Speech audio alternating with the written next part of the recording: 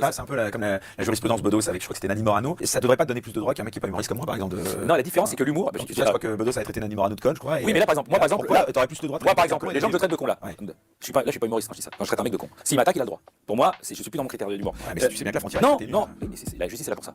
Je vais te dire un truc, la frontière, c'est que moi, quand je fais un personnage qui vote Georges Frêche, qui a l'accent comme ça, et qui va dire, mais on vous aime bien les colosses de thème.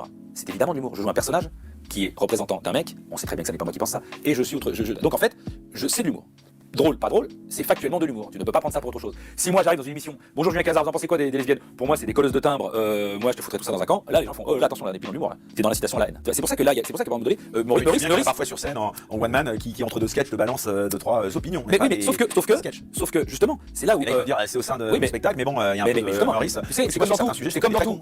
Il y a un cadre. La liberté d'expression, c'est précieux. Évidemment, c'est précieux si on met aussi certaines limites qui sont le droit. Si pendant ton spectacle, à un moment donné, tu dis un truc qui est vraiment, on se voit, c'est pas de l'humour, c'est une attaque machin.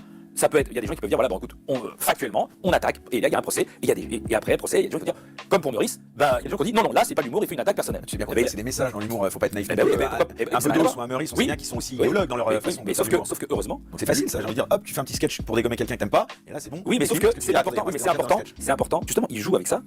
Mais c'est ça, c'est pour ça que, tu sais, à un moment donné, sinon tu fais humoriste, tu fais pas journaliste. Journaliste. Il y a des journalistes qui sont humoristes aussi, malgré eux. Ok, donc là, ce passage est très intéressant. À la base, je voulais le mettre tel quel parce que je suis d'accord avec ce qu'il dit Julien Cazard sur le côté humoriste. En fait, il faut dissocier les deux. Quelqu'un qui parle normalement et a priori sérieusement, tu ne peux pas écouter sa parole comme un humoriste.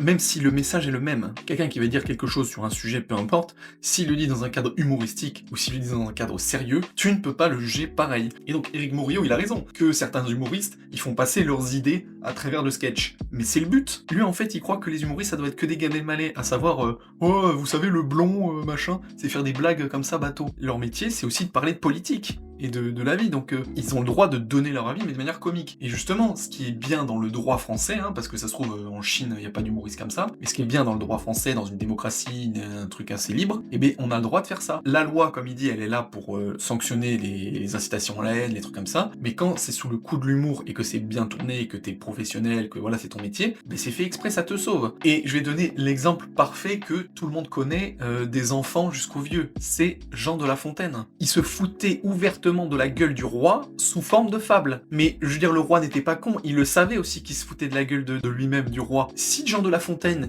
il disait ça sérieusement au roi et à sa cour et au pouvoir en général, mais il se serait fait couper la tête. Sauf que comme il était dans un cadre de poète, voilà, je sais pas, c'était accepté. C'est juste une question de, on accepte certaines choses si c'est dit d'une certaine façon. Et c'est ça, je trouve, la beauté, l'ouverture d'esprit des États ou alors des rois. Et par contre, là où je suis pas d'accord, c'est qu'à un moment donné, il parle de Meurice, là, et même Julien Cazard, il dit, bon, bah voilà, Meurice, entre guillemets, il a dérapé, donc il va se couper la loi. Mais je suis désolé, pour revenir à l'affaire de Netanyahou, Meurice était dans une chronique humoristique, et il a dit ces choses-là de manière comique. Donc Meurice, il n'avait absolument pas à être inquiété par la justice. D'ailleurs, je crois qu'il n'a pas été inquiété, et c'est les médias qui l'ont trucidé en haut. Pour conclure, heureusement que on a encore le droit de dire à peu près ce qu'on veut, bien sûr du moment que c'est amené d'une certaine façon dans un cadre humoristique.